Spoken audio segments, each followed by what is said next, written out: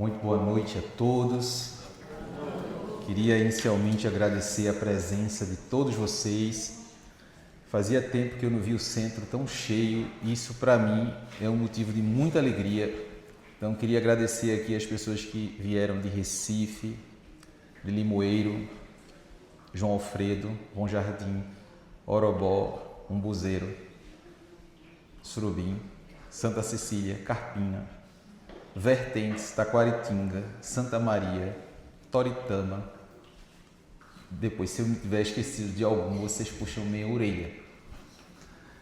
Mas eu me sinto extremamente honrado e, ao mesmo tempo, com muita responsabilidade na noite de hoje, de não frustrar a expectativa de vocês no que diz respeito a esse tema que é tão difícil de a gente falar. E eu vou tentar aqui trazer de uma forma simplificada as causas e também o meu objetivo hoje é fazer com que vocês saiam daqui também com a solução. Porque eu vou apontar as causas e vou já dizer também a solução para que vocês possam, identificando alguma questão relacionada à autoobsessão, vocês possam trilhar o caminho da libertação. Então, como é que a gente sabe, por exemplo, diante de um problema que a gente tenha na vida com outras pessoas, se o problema está com a gente ou se o problema está com o outro? Como é que a gente sabe se um problema é de uma obsessão espiritual, ou seja, da perseguição que um espírito faz, colado no nosso pensamento, nos induzindo ao erro, ou se é um processo de auto-obsessão, ou seja, se você é o próprio obsessor, como é que eu posso distinguir? Como é que eu posso resolver esse imbróglio? Então a gente vai começar a palestra de hoje falando de um experimento social, que é tipo aquelas pegadinhas que a gente vê na televisão e hoje no YouTube. Então essa pegadinha era o seguinte: o indivíduo estava na rua e deixava cair de propósito uma cédula de R$100 do bolso, junto de uma pessoa, claro. Aí a pessoa olha para aquela cédula, vê que está caindo do bolso daquela pessoa, olha para um lado, olha para o outro e bota dentro do seu bolsilho e vai para casa. Pela lei que tem atual, você não pode ter a face da pessoa, né? Fica lá um artifício para que ninguém veja quem é. Aí depois, de novo, o cidadão está lá. Aí dessa vez é uma senhora de idade, uma velhinha. A cédula cai do bolso do cidadão, ela com aquele olhar mais lento, olha para a cédula, olha para um lado, para o outro e vai lá e mete a mão e bota no bolso e vai para casa. E assim passa o dia com muitas pessoas fazendo isso. A grande maioria, mesmo sabendo que aquele dinheiro pertence a outra pessoa, ela vai lá e se acha no direito de se apropriar daquilo. Se você vai lá e questiona a pessoa, ela vai mentir dizendo que não viu de onde veio aquele dinheiro e vai dizer que achado não é? Exatamente, que achado não é roubado. Mesmo sabendo que foi daquela pessoa. Se ela, de repente, é muito espremida a dizer que ela viu que caiu do seu bolso, sabe o que é que ela vai dizer? Que foi obra do inimigo. Foi o inimigo que fez com que ela pegasse aquele dinheiro e colocasse no bolso. Mas se for um espírita, vai dizer que foi o obsessor. Eu nem estava precisando tanto daquele dinheiro. Mas é certeza que foi o obsessor que botou no meu pensamento que aquele dinheiro ia servir para alguma coisa que fosse. Porque é mais fácil para a gente colocar a responsabilidade de alguma coisa em outra pessoa. É mais fácil fazer isso do que você dizer que você tem suas fraquezas e que precisa trabalhar essas fraquezas para se melhorar. Teve um caso muito interessante de uma família que trouxe um rapaz para fazer um tratamento de desobsessão por conta de um problema relacionado ao uso de álcool. A pessoa utilizava a bebida alcoólica demais todos os dias e se achava que era devido a um processo de obsessão espiritual. Depois de um tempo onde as pessoas conversavam com os espíritos relacionados à companhia e obsessão, obviamente, desse rapaz, em determinado momento o obsessor disse: mas a culpa não é da gente não. Ele que fica chamando o tempo todo. E aí você entra numa coisa bem curiosa. Qual será o papel que tem o indivíduo nos processos de obsessão? Quando que, na verdade, o indivíduo, pelas suas próprias atitudes, comportamentos, atrai os perseguidores espirituais? Quantas vezes se comprazem com essas companhias? E quantas vezes nem sequer existe mesmo um obsessor? O próprio indivíduo é o obsessor. Teve um caso muito interessante que encaminharam uma pessoa para um tratamento e a gente dizia: tem que se fazer o tratamento médico. E a pessoa: mas médico só faz passar remédio. Disse eu: bem, dentre outras funções, o médico tem a função de prescrever medicamento, realmente. Mas eles só sabem fazer isso. Os médicos só sabem passar remédio. Então, procure o acompanhamento psicológico. Ah, psicólogo só sabe ouvir a gente. E antes de outra coisa, a pessoa disse: e outra. Me mandaram rezar, ir para uma rezadeira, porque disse que meu problema é que eu estava muito carregada. E eu fui para a rezadeira. Eu fui para a rezadeira e uma amiga me levou. E depois de alguns dias, minha amiga sem jeito me disse que a rezadeira disse que eu não voltasse mais na casa dela, que a filha dela tinha adoecido depois que eu fui lá. E eu pensei: é uma rezadeira que está nova no ofício. E essa rezadeira, ela é uma senhora de idade. Tem mais de 50 anos que reza, que nunca viu uma coisa como o meu caso, como o meu. E eu fiquei pensando, né? Que caso tão difícil era esse, meu Deus do céu. Aí, vamos lá. Tem um livro muito interessante de Leon Denis chamado O Problema do Ser, do Destino e da Dor. E Leon Denis fala mais ou menos assim: cada um leva para outra vida e traz, ao nascer, a semente do passado. Essa semente há de espalhar seus frutos conforme a natureza, ou para a nossa felicidade, ou para a nossa desgraça. Repare, às vezes uma só existência não basta para desfazer as consequências mais de nossas vidas passadas. Ao mesmo tempo, os nossos atos do cotidiano, ou seja, as coisas que a gente está fazendo agora, são fontes de novos efeitos que vêm se juntar com essas antigas, agravando ou atenuando os bens ou os males que no seu conjunto urdirão a ter do nosso destino. Então, a gente já chega aqui com as nossas mazelas, com os nossos problemas, que foram perpetrados por nós mesmos. Não foi ninguém que fez, não, foi a gente que fez. E chega aqui, a gente leva uma vida que muitas vezes, pelas suas complexidades, termina fazendo com que a gente, muitas vezes, boicote a nossa própria felicidade. E como é difícil para a gente suportar o fato que a gente erra, é mais fácil colocar a culpa para outra pessoa.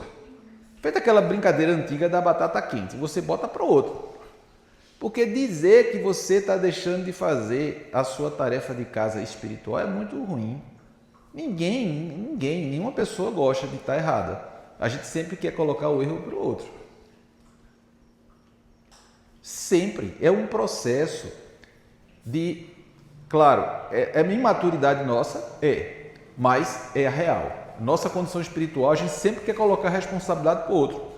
E o obsessor, melhor ainda, porque ele não vai poder falar para ninguém. Você diz que é um obsessor e está tudo certo. E você toca fogo no mundo.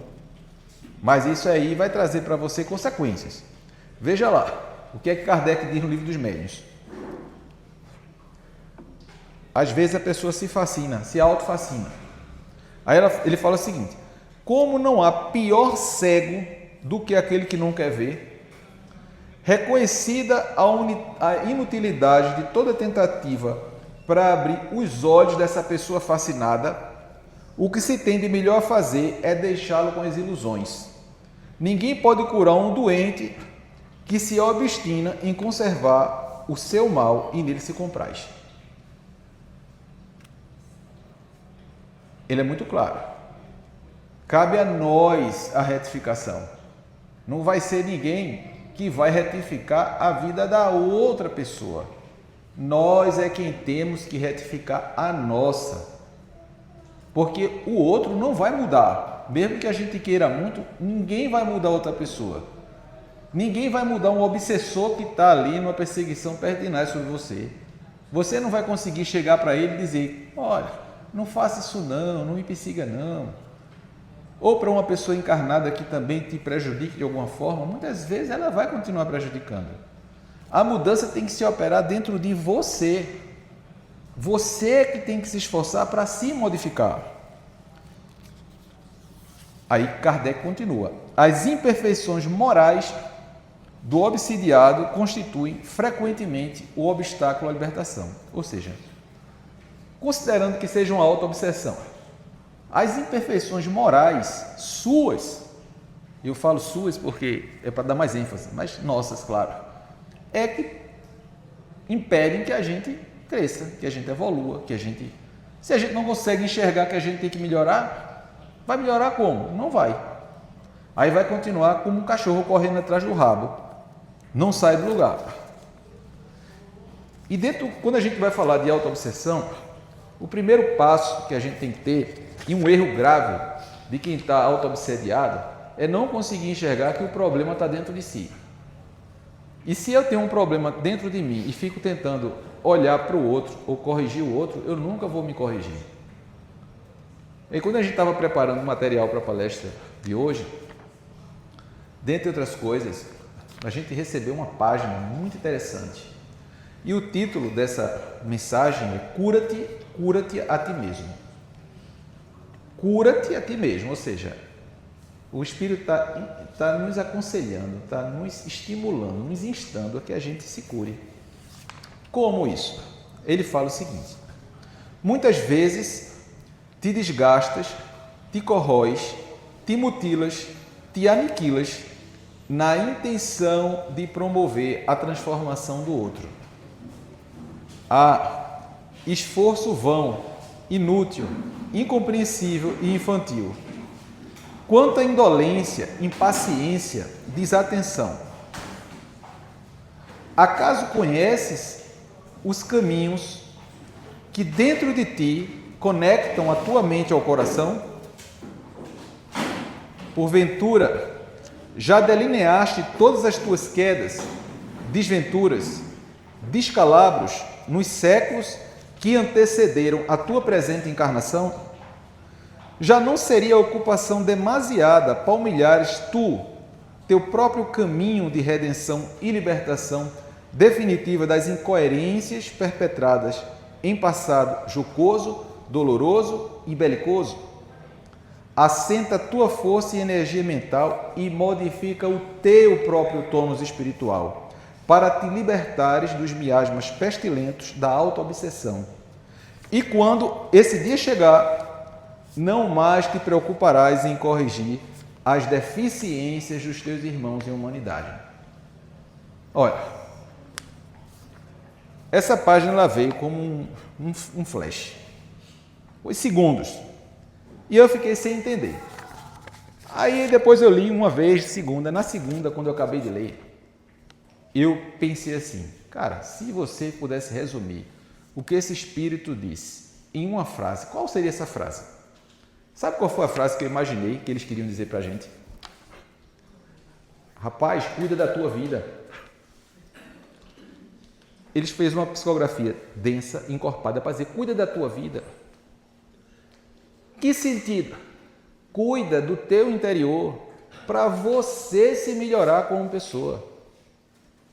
Porque nós não temos como mudar, diretamente falando, o nosso entorno. Nós não temos como modificar os nossos familiares, não temos como modificar nossos amigos, não temos como modificar os espíritos que nos acompanham. Não, isso não é possível. Quando ele fala cura-te a ti mesmo, é para a gente procurar olhar para dentro de nós e encontrar nos refúgios do nosso ser os pontos que nos levam à infelicidade. Os pontos que nos levam a sentir que a vida às vezes não faz sentido, que a vida está pesada, que a vida está cheia de problema, né? Que problema não falta, né? Então, elaboramos uma sequência de perguntas que seria o seguinte: o que você entende como sendo o seu maior problema hoje?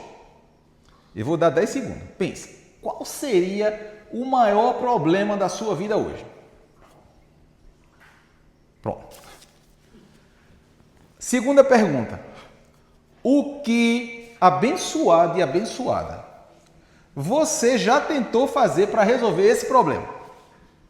Pensa no que você tentou fazer para resolver esse problema, que não seja ficar reclamando, esbravejando, dando murro em ponta de faca. Você tem um problema, você pensou, cara, eu tenho muito problema, mas tem um que se resolvesse já ajudava.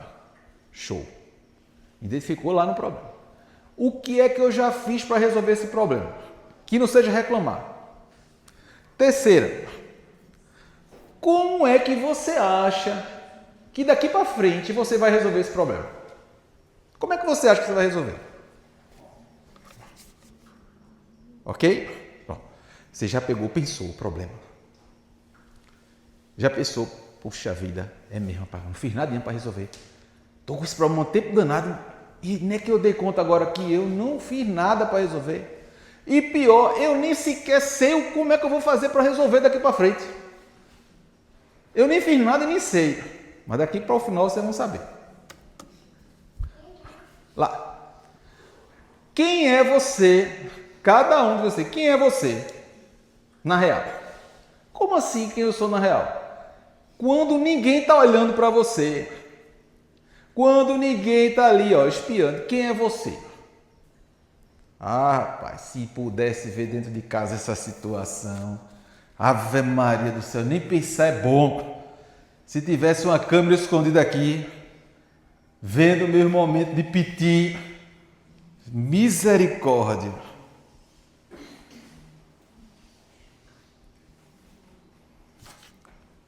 O que você poderia fazer? O que você faria? O que você diria?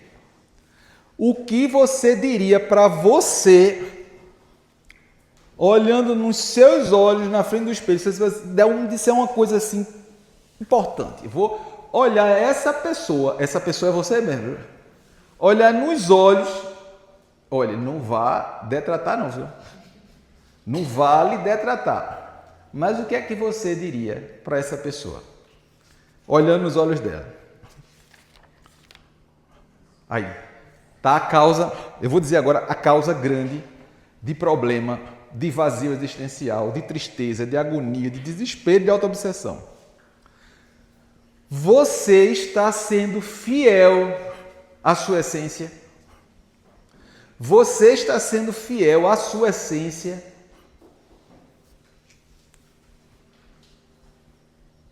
Se a resposta for não, quando a gente não é fiel à nossa essência, não tem como ser feliz. Infelicidade e autoobsessão andam de mãos dadas.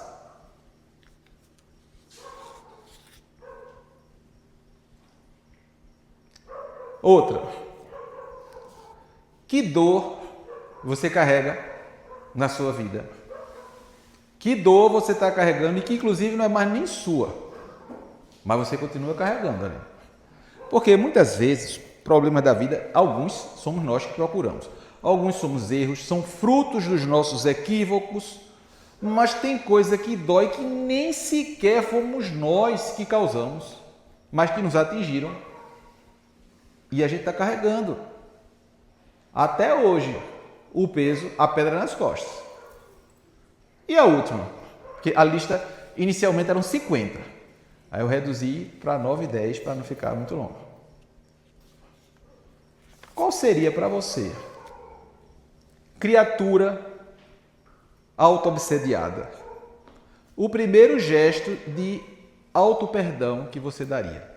Eu vou elaborar, vou pensar um gesto simbólico de auto-perdão, para dizer, daqui para frente vai ser tudo diferente. Eu não vou perseguir essa criatura porque ela não merece estar sendo tão perseguida, não. É uma perseguição fatal, 24 horas por dia, 7 dias por semana, a pessoa se perseguindo. Não sei como aguenta. Qual seria o primeiro gesto de auto-perdão que você daria se você pudesse fazer isso hoje? Aí, faça hoje, viu? Porque a gente não sabe o dia de amanhã. E outra, mesmo que a gente, não, mas eu tive uma garantia que eu vou ter não sei quanto tempo, se isso fosse possível. Mas a vida do hoje, você merece estar vivendo uma vida prejudicada já hoje, já sempre. Uma vida sem sentido, uma vida pesarosa, uma vida que você olha assim, às vezes, caramba, para viver desse jeito, tá complicado. Então, o que você pode fazer para melhorar a sua vida? Já a partir de agora. Qual seria a atitude de perdão que você daria para você? Qual seria o gesto? Para dizer assim, cara, eu te acolho, eu te compreendo, porque você não é perfeito não é perfeita não. Você falha também. E você está exigindo uma coisa de você? É impossível. Impossível. Inclusive eu trouxe uma história em relação à perfeição, que é de um livro fantástico. O nome desse livro é Ideal Espírita. E esse livro foi psicografado por Chico Xavier. Nesse livro ele traz mensagens de vários espíritos, vários. Então, um deles é do espírito Hilário, mensagem. E ela vai muito para os voluntários da Casa Espírita, para os trabalhadores da Casa Espírita. E o título é O Espantalho. Quem for trabalhador da Casa Espírita, que eu sei que hoje tem muito aqui, escute bem, viu, essa mensagem do espírito Hilário. O astuto comandante das entidades das trevas reuniu uma pequena expedição de companheiros que foram para a esfera física, onde haviam tido combates espirituais com os voluntários da casa. Então, eles começaram, os espíritos que foram perseguir os trabalhadores do movimento espírita, a contar o que tinham feito. Um deles disse assim: eu torturei a cabeça de um fervoroso pregador de Kardec, impedindo-lhe o acesso à tribuna por mais de 2 meses. O chefe falou assim, tá ótimo. Entretanto, isso terá trazido muitos benfeitores ao socorro preciso. Outro disse assim, eu consegui provocar a queda de uma criança, anulando o concurso de operosa médium passista por 2 semanas. Ou seja, a criancinha era da família da médium, ele deu uma queda na criança e deixou ela 2 semanas sem aplicar o passe. O chefão disse, mas isso não resolve não, porque muita gente do plano superior terá ido ao socorro daquilo ali. E cada um contava uma coisa. Até que um disse o seguinte, eu encontrei um grupo de espíritas convictos e devotados, mas passei a frequentar o pensamento deles, dizendo que eles eram imperfeitos, até que todos acreditaram não valer mesmo nada. Então aí todos cruzaram os braços e começaram a dormir em abatimento e desânimo. O tenebroso dirigente deu enorme gargalhada e recomendou à turma sombria a levantar com urgência em cada sementeira do espiritismo o espantalho da imperfeição. Eu já vi muito isso ao longo dos anos. Aí a pessoa começa a pensar, poxa, eu sou imperfeito, eu sou imperfeita. Como é que eu estou dando um conselho desse para alguém, mas eu não consigo aplicar isso para mim? Eu sou imperfeito. Eles colocam, isso aqui está a psicografia de Chico, que tem uma base sólida. E esse espírito traz várias outras mensagens. Então a gente não pode procurar a perfeição. A perfeição não vai existir aqui no planeta Terra. A gente tem que procurar o trabalho. Trabalho não interessa, que seja voluntário ou qualquer outra coisa, o importante é ser útil. É que a tua vida, a tua ação, ela sirva para outra pessoa. Seja qual for o trabalho, onde quer que você esteja, que a sua vida ela seja útil para alguém, para você e para os outros. Muitas vezes se estaciona no ócio absoluto do próprio pensamento e vai lhe arrastando ali para esferas muito sombrias e dolorosas da vida, e você de repente começa a achar que sua vida não tem valor. E a vida de qualquer ser humano tem valor, porque Deus não vai fazer por um acaso um ser humano. Se for Ele que nos criou, tem algum objetivo de ser. E quando a gente olha para dentro de nós e acreditamos que a gente não tem valor nenhum, aquilo ali começa a ser um fulcro energético que faz com que você se conecte secundariamente a criaturas perversas. Mas no início foi você que iniciou o processo mental. Foi você que iniciou com aquele pensamento mais negativista, aquele pensamento distorcido com relação à importância que você tem para a existência, para a sua própria existência.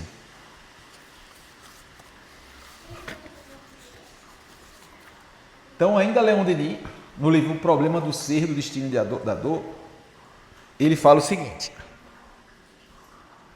a nossa atividade, sob todas as suas formas, cria elementos bons ou maus, próximos ou remotos, que recaem sobre nós em chuvas, em tempestades ou em alegres claridades.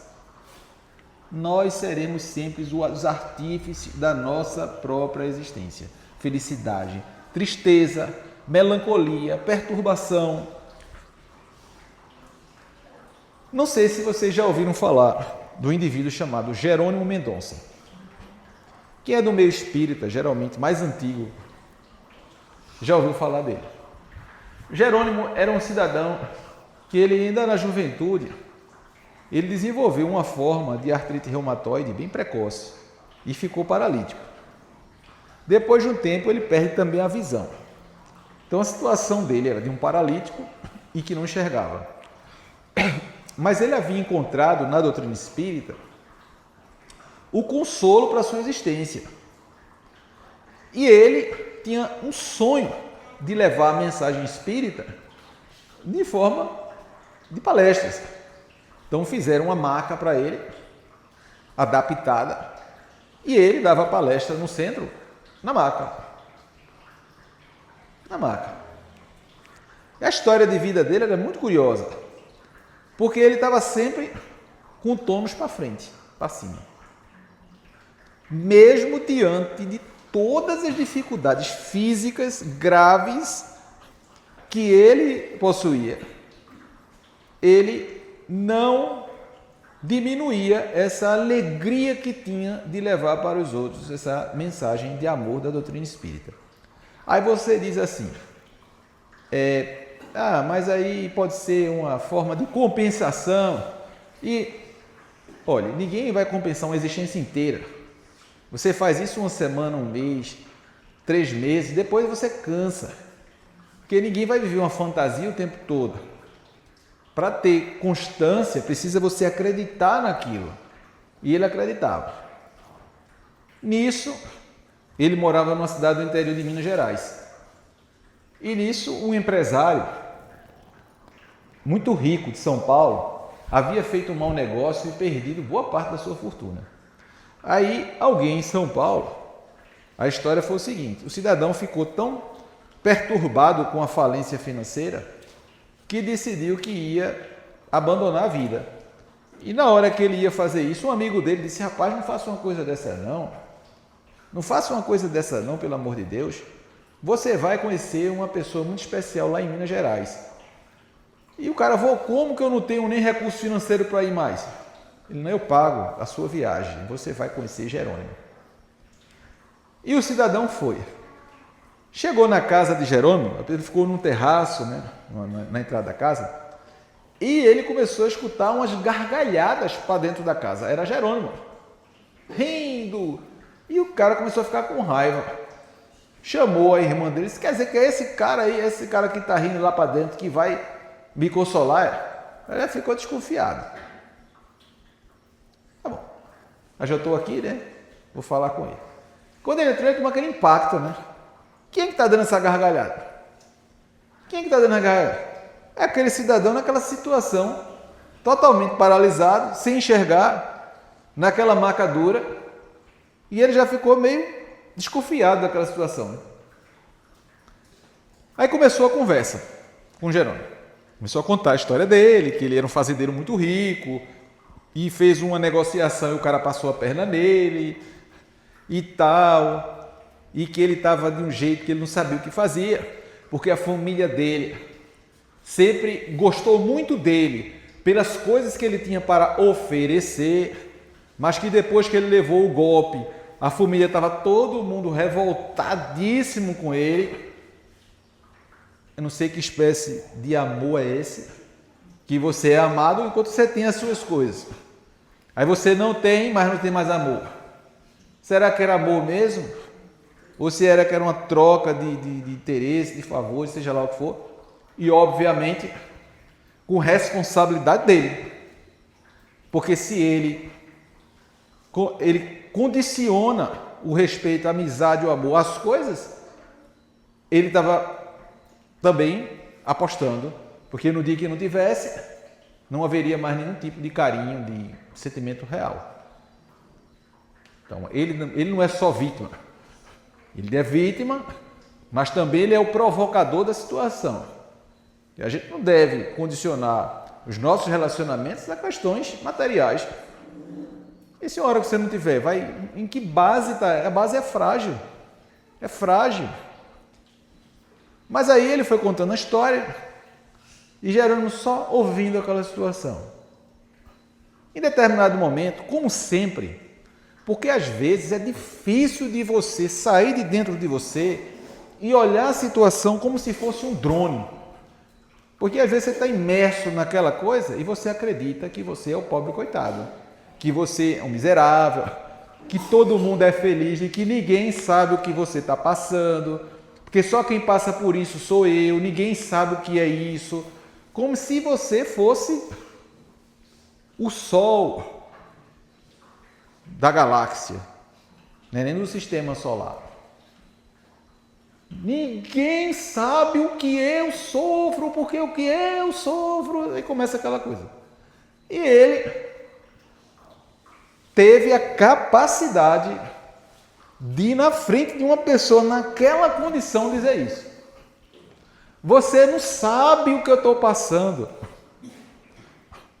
Você não sabe porque você é uma pessoa muito feliz. Olha, como é que uma pessoa que perdeu dinheiro, porque o dinheiro você perde aqui, você pode ganhar ali.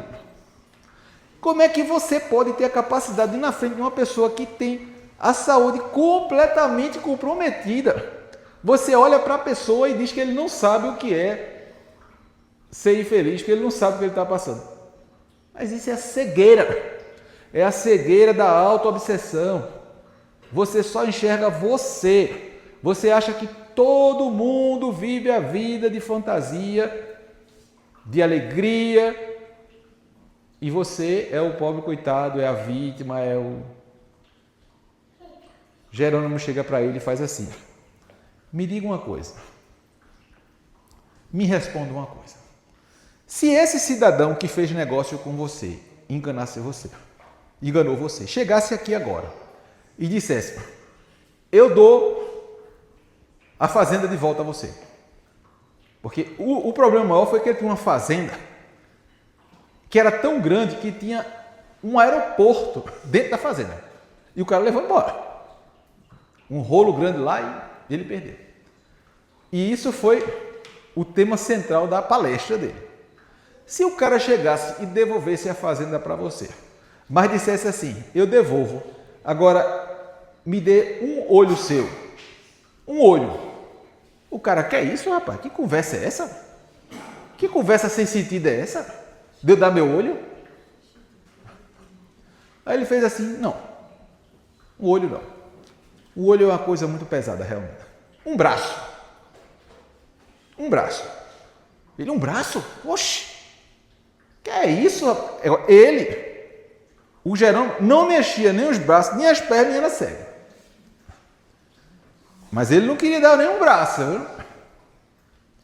Aí Jerônimo fez: meu filho, você é milionário das bênçãos de Deus.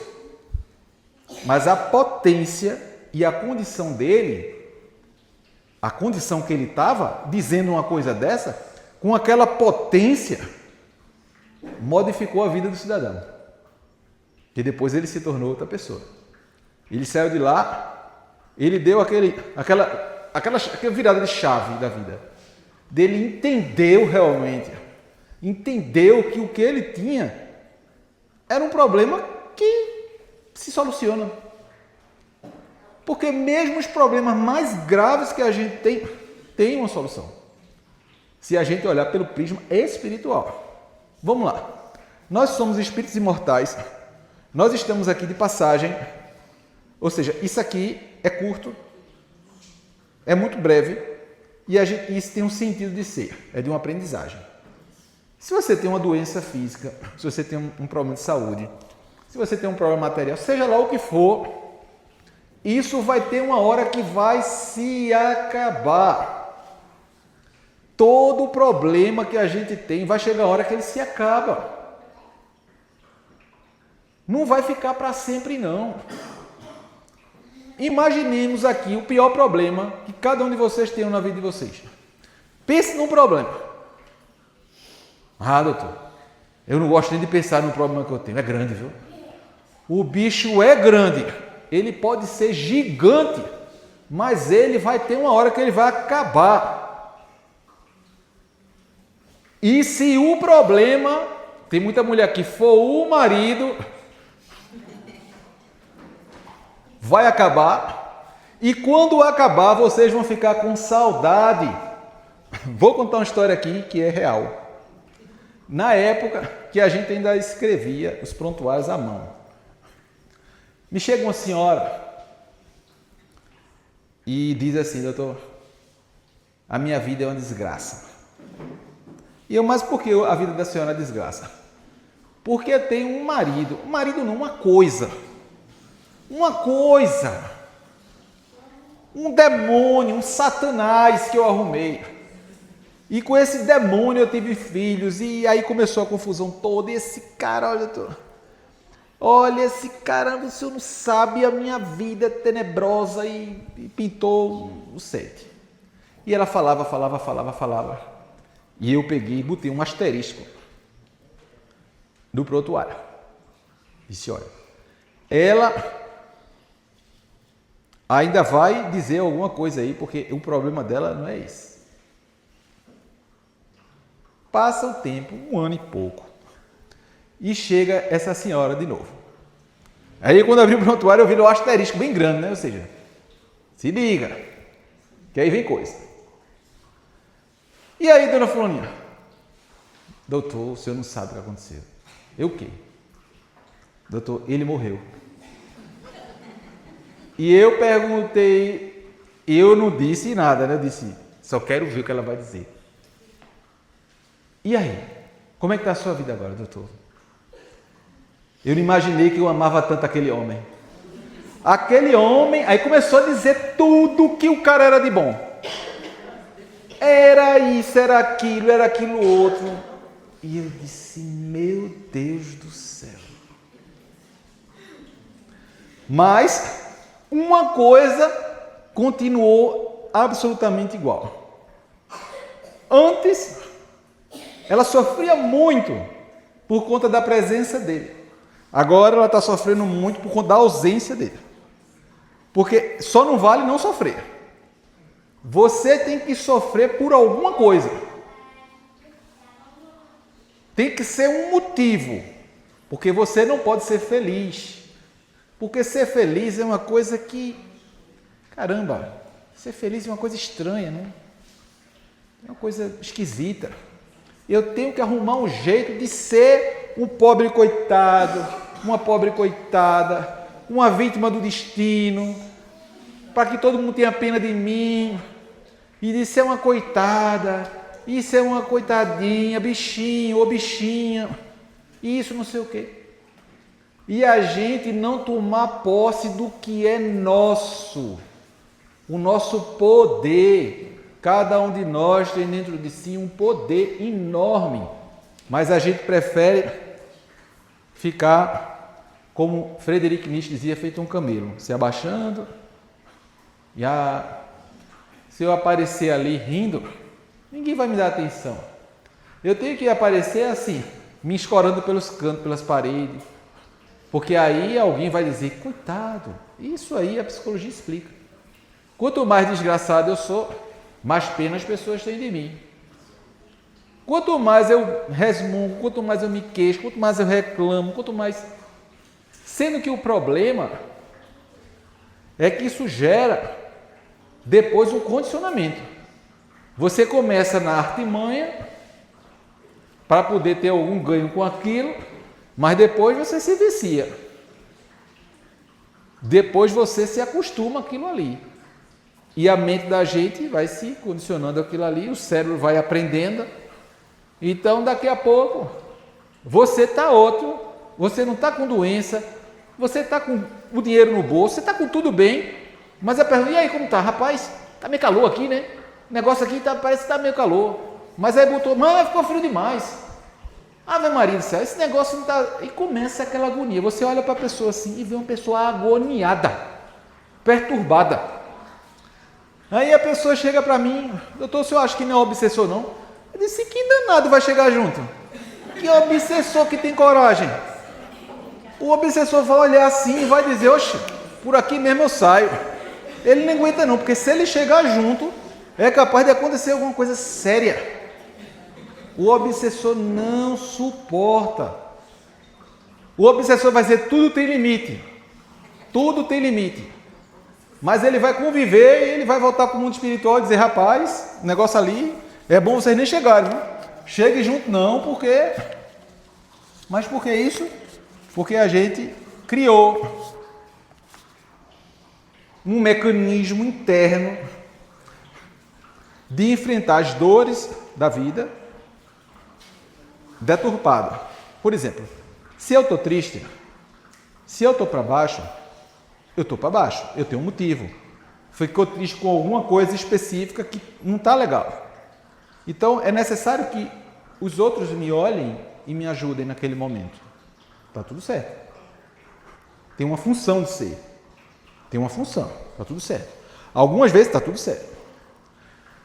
Mas quando a gente cria isso para a nossa vida inteira, a ponto da gente ser conhecida, fulaninha é uma sofredora. Deus que me livre eu ser conhecido como sofredor. Aquilo é um sofredor. Deus que me livre. Porque a minha paternidade é divina. Ele não me criou para ser um eterno sofredor, não. Eu posso sofrer agora por algum motivo. Porque ninguém é obrigado a estar feliz o tempo todo. Se a pessoa está feliz o tempo todo, tem alguma condição mórbida. Mas você ser conhecido, coitado, sabe da história dele, não? Aí vai contando essa história toda. Desde que eu conheço o Fulaninho há 30 anos. Umas 2 vezes eu vi ele rindo. Mas parece que é porque estava com um problema na mandíbula, mas nem foi risada mesmo. Então, alguma coisa está errada, porque a gente nasceu para ser feliz, a despeito dos problemas e desafios. Então a gente tem que ter isso na cabeça da gente, e como a música de Gonzaguinha, né? O que há, a gente tem que viver o agora. O agora, independentemente de qualquer coisa, para a gente poder estar ligado à espiritualidade superior, ao mundo espiritual superior, que vai conduzir a gente no caminho de felicidade plena. Não é de balbúrdia, não. É de felicidade verdadeira. Mas para isso acontecer, nós temos que dar as condições para isso. Não pense que o espírito superior, coitadinho, mas coitadinho por quê? O que é que está te faltando, filho de Deus? Eu não sei, é uma coisa. Mas que coisa? Não tem. Porque você vai se habituando e criando condicionamentos. No processo de libertação da autoobsessão, veja só, começa lá o Sermão do Monte. Jesus sobe o monte e faz aquele sermão conhecido. Está lá em Mateus capítulo 5. Quando ele desce, ele vai dizer o seguinte: vós sois o sal da terra. E se o sal for insípido, com que se há de salgar? Para nada mais presta senão para se lançar fora e ser pisado pelos homens. Vós sois a luz do mundo. Não se pode esconder uma cidade edificada sobre um monte. Cara, foi o nosso mestre, minha gente, que disse isso. Vós sois o sal da terra. Vós sois a luz do mundo. Ele não disse assim, eu sou a luz do mundo, só eu sou a luz do mundo. Vós sois a luz do mundo. Onde quer que estejais, vocês poderão ser a luz do mundo de vocês.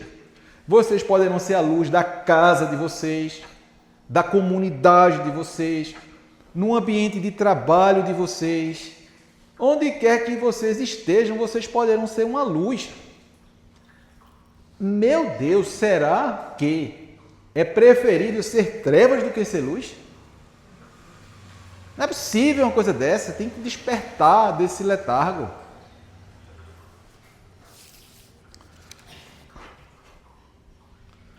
E ele termina: assim resplandeça a vossa luz diante dos homens, para que vejam as vossas boas obras e glorifiquem a vosso Pai que está nos céus. Isso está em Mateus capítulo 5. Depois vocês vejam com calma que esse capítulo é lindo. Lindo.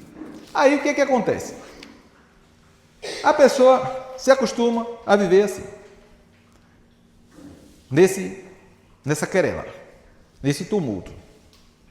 Porque se a gente observar, todos nós aqui, sem exceção, tem gente vivendo em situação infinitamente pior do que a nossa. Em todos os sentidos. Em todos os sentidos. Mas não é correto a gente comparar, porque cada um é cada um. Tudo bem, ok. Mas tem que ter algum parâmetro. A gente tem que ter um parâmetro na vida. Parâmetro. Senão fica difícil. Então todo mundo tem situações, todo mundo tem questões. Todo mundo tem desafios. Não vai existir ninguém nesse planeta que vem aqui só para curtir. Porque aquele que aparentemente está curtindo, está na situação pior ainda. Quando dá um flash de consciência, sente um vazio, é a perturbação, é a agonia, o desespero. Porque se você vem para uma vida de ócio, com facilidades materiais, tem uma coisa que acontece que desespera completamente a pessoa. É que o tempo, ele não para. E quando a pessoa vai notando que o tempo está passando, tudo que ela construiu foi na base da matéria. Tudo que construiu foi na base da matéria. Aí ela vê que está ficando frágil aquilo ali, que a vida é frágil. Aí vai perdendo amigos, vai perdendo parentes, aí vai notando que a vida vai acabar um dia para ela, para essa pessoa, e tudo que ela construiu foi material, então ela fica desesperada. Desesperada por conta do apego. Mas muitas vezes, que a gente nota, é que quando a pessoa entra nesse processo de autoperseguição, de autoobsessão, ela começa a achar que Deus não existe. Ela questiona muito. Ela se vê no aperto, se vê no deserto, se vê no estreito, e será que Deus existe mesmo? Porque se Ele existisse mesmo, eu não estava numa situação ruim dessa. Eu não estava numa agonia dessa. Eu não estava passando por tudo, porque além de tudo a pessoa se acha privilegiada. Ou seja, todo mundo pode passar pelos aperreios, menos ela. Ela não pode passar, não. Ela é uma pessoa muito especial, né? Uma pessoa diferenciada. Por que logo eu? Tanta gente, logo eu. Quem é tu, estrela da manhã? Vai passar também. Vai ver o que é bom. Todos nós precisamos disso. Ai de nós se não fosse o sofrimento. A gente tem que aprender com isso e trazer lição para a vida da gente. Mas a pessoa fica, será que Deus esqueceu de mim? Aconteceu comigo uma coisa e eu estava preparando essa palestra e me lembrei. E fazia muitos anos que eu não me lembrava dessa história.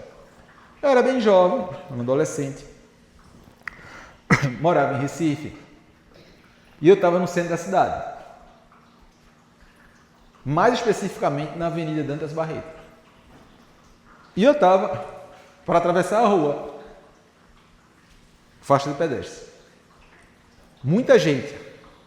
De repente abre. O pessoal vai e do meu lado, uma senhora parada. E quando eu olhei, ela não enxergava.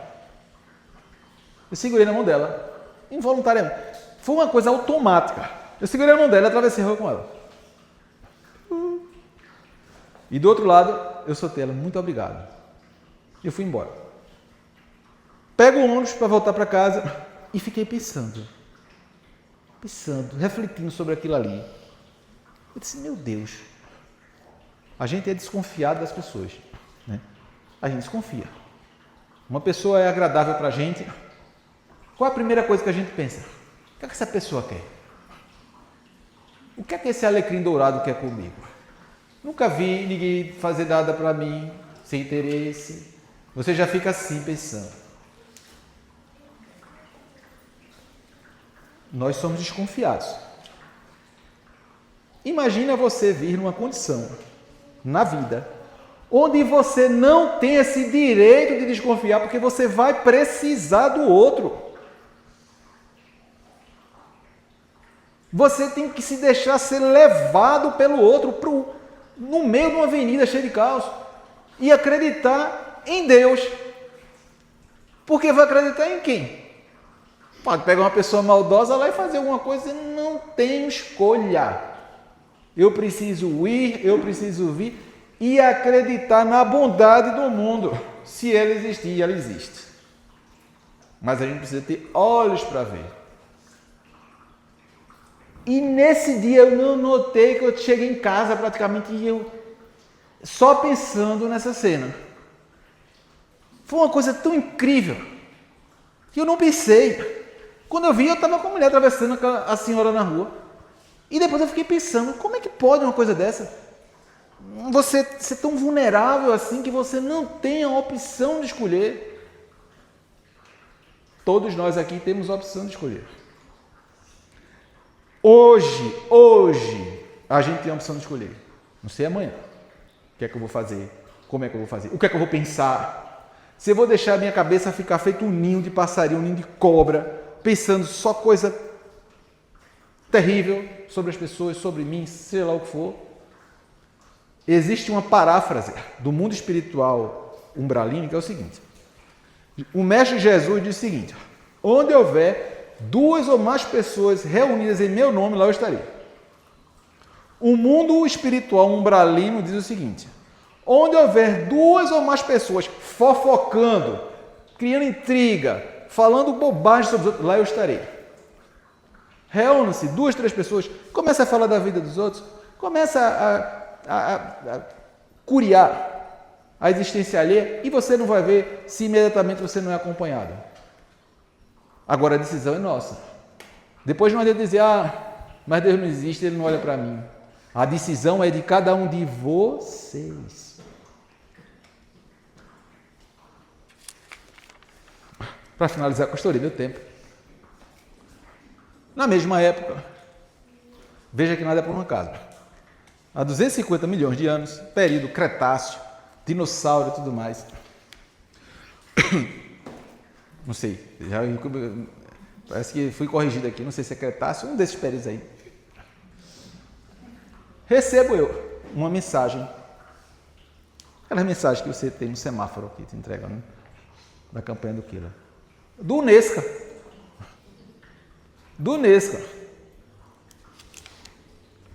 E eu acho que eu era adolescente nessa época. E o título da mensagem é Deus, que geralmente fica fora da equação quando a gente entra nos processos obsessivos. Fora da equação. Aliás, em geral, eu estava revendo a letra Índios, de Renato Russo, Legião Urbana, e é muito interessante que ele vai falar em alguns momentos sobre isso, né? Ele coloca que alguém que deu a vida por nós e a gente não está nem aí. Assim ele coloca claramente. Como é que pode? A pessoa dá a vida por você e vocês não estão nem aí. Ele provoca.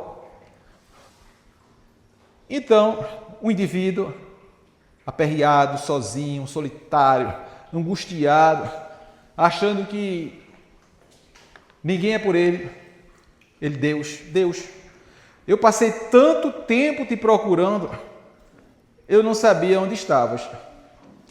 Olhava para o infinito e não te via, e pensava comigo mesmo, será que tu existes? Eu não me contentava na busca e prosseguia. Tentava te encontrar nas religiões, nos templos. Tu também não estavas. Te busquei através dos sacerdotes, dos pastores, dos palestrantes. Também não te encontrei. Senti-me só, vazio, desesperado e descri. E na descrença te ofendi. E na ofensa tropecei. E no tropeço eu caí. E na queda me senti fraco. Fraco eu procurei socorro. No socorro eu encontrei amigos. Nos amigos eu encontrei carinho. No carinho eu vi nascer o amor. Com o amor eu vi um mundo novo. E no mundo novo eu resolvi viver. O que eu recebi, eu resolvi doar. E em doando alguma coisa, muito recebi. E em recebendo, senti-me feliz. E ao ser feliz, encontrei a paz. E tendo a paz, foi que eu enxerguei que dentro de mim é que tu estavas.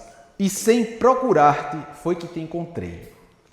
Então, dentro de cada um de nós, existe essa energia sublime, que independe do outro.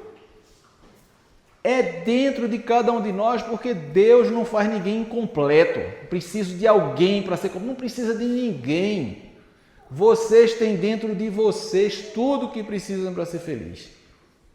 Basta utilizar esses recursos, acreditando com fé, com a certeza absoluta de que isso é real. Deus abençoe a todos vocês, muita paz.